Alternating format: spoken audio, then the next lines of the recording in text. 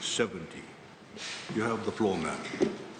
Thank you very much, Honourable Speaker, and I thank you for that correction. Honourable Speaker, my question is to the Attorney General, Minister for Economy, Civil Service, Communications, Housing and Community Development. Can the Minister inform Parliament of the status of the proposed Nandi flood alleviation project, which was the subject of the Japan International Cooperation Agency, or JICA, report in 2016? Thank you, Honourable Speaker. Thank you. I call on the Attorney General and Minister for Economy, Civil Service, Communications, Housing and Community Development, the Honourable Aya Said Qayyum. You have the floor, sir. Thank you, Mr. Speaker, sir. Mr. Speaker, sir, and also, sir, thank you for that correction. Mr. Speaker, sir, as has been highlighted previously, and I did give a fairly detailed information on the Nandi River Rehabilitation Project back in 2020. Mr. Speaker, sir, the Nandi River, of course, Rehabilitation Project is a diversion from what was in the 1990s when the leader of PAPI was then the Prime Minister. They had a Nandi River diversion project funded by the Japanese government where they wanted to actually realign the Nandi River. So not for it to go through town, but actually take it out at the back of where Colonial Plaza is and empty it down into the basin in that area. But of course that never took place, a lot of lack of accountability during that period, sir. In 2016, the JICA actually conducted a feasibility study, sir, referred to as the Nandi River Basin Rehabilitation Project. And we were very keen on this, sir, and we've already provided funding for this particular project. Because Nandi, as we know, is the gateway to Fiji. The international airport is there. Of course, a lot of the hotels are in that place. And it's a connectivity to connecting, Nandi with the rest of Fiji. So the project actually proposed by the team has a number of elements to it. Firstly, there is a retarding basin and river improvements downstream. Construction of a ring dike downstream, river widening. When I say river widening, I also mean river deepening in midstream, and replacement of two bridges, the existing two bridges. One is what we call the back road, and one is in the town area. Retarding basins A and B, dam and river improvements in upstream, and river improvements in the tributaries that feed into Nandi River, which is Nawaka, Malakua, and Namosi rivers, and retarding basins in 13 other sites, sir. Mr. Speaker, sir, the Nandi River project actually is divided into three components. Component A, it includes the Nandi town, surrounding dikes and inland drainage and soft component. Mr. Speaker, sir, you see one of the issues in Nandi town is that a lot of the drainage that actually goes through town has been over the years, in fact, built upon. There's one particular building opposite Nandi Market, if you go and see there, sir. A building was not supposed to be built there. And yet in the 1990s, the then government allowed somebody to put up a building on top of this major drainage outlet that takes out water from Nandi town. And if you look underneath the building, you can see the drain, but as you go along, it narrows. And that's where you get a lot of flooding. Then, of course, sir, is the second stage, is component B, which is the combination of structural measures, including widening and deepening of the river, construction of bridges, ring dikes, and two retention ponds. That essentially is from Nandi town upwards, going up to the back road. That's the part B. Then part C, sir, is the back road bridge and up that way, which is the watershed management upstream.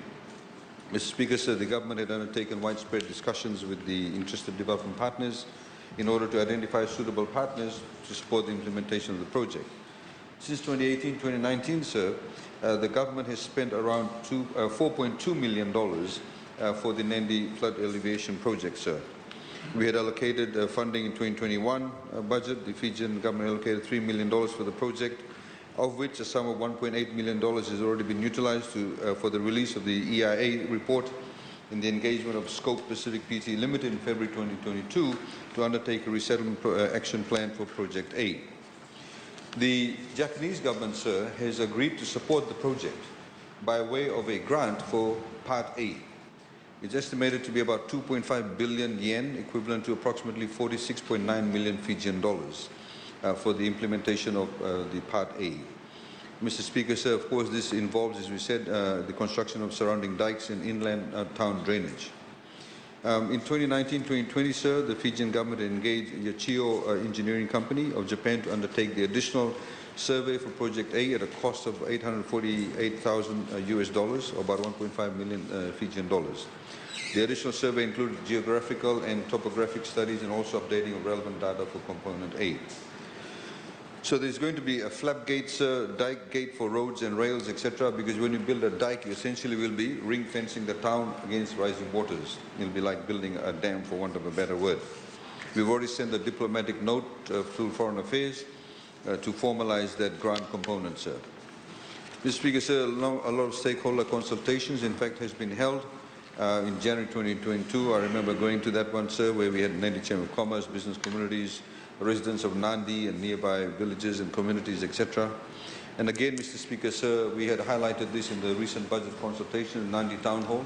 We had a presentation, apart from the budget itself. We had a presentation on the Nandi River Rehabilitation Program itself and all the different components. Various groups, for example, Nakovadake people, we had met up with them, and various other groups we have met in terms of telling them as to what is actually exactly going to happen. So the sum of 1.8 million has been stated earlier, has been utilized for the release of the EIA and the engagement of scope.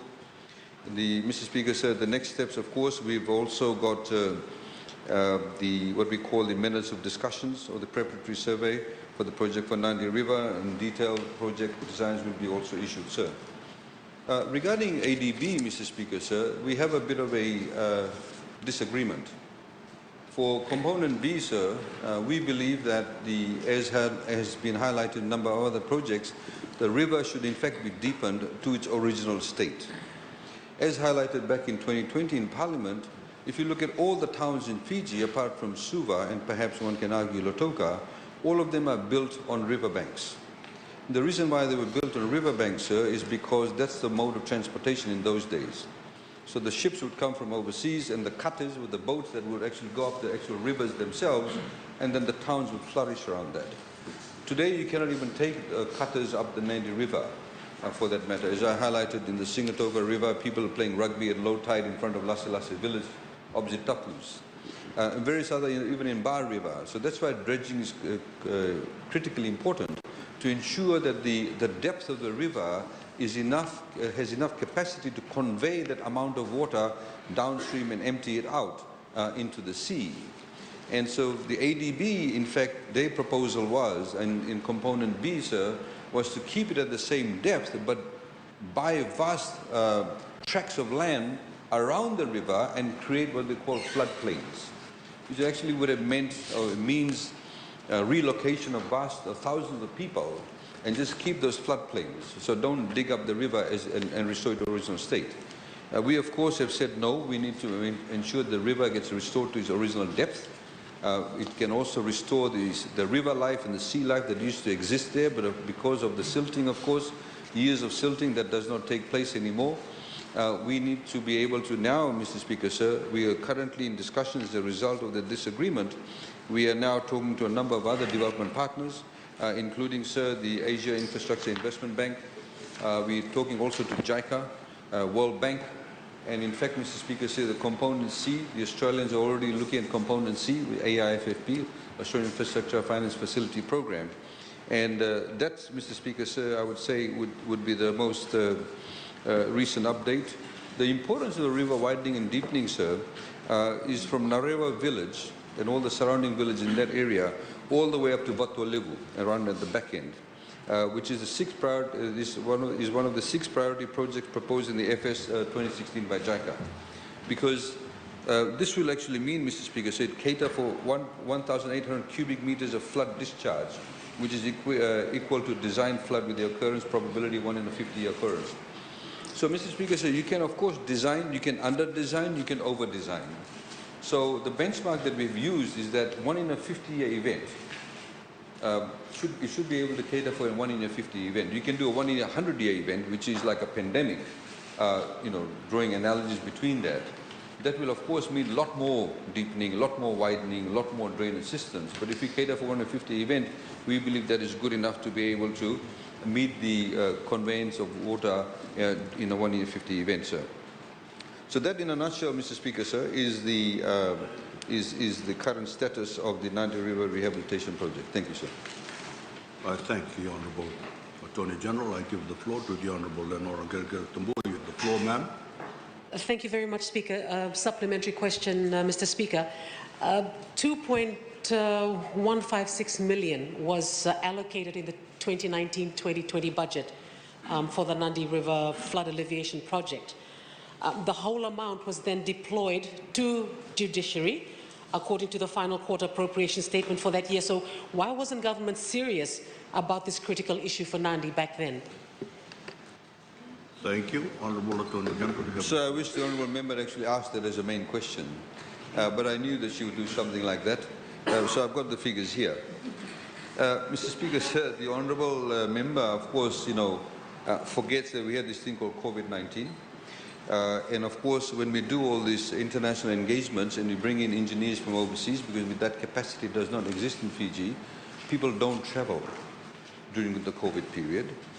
We've got, Mr. Speaker, sir, I've got the figures here.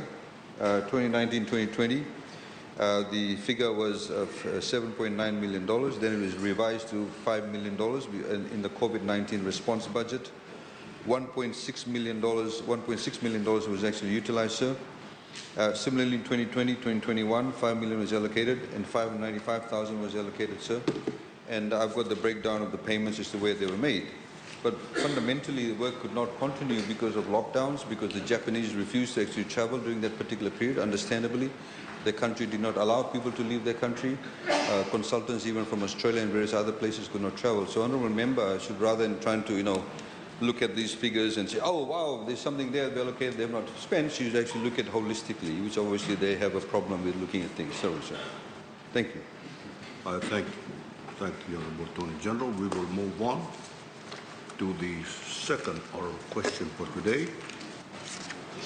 And I call on the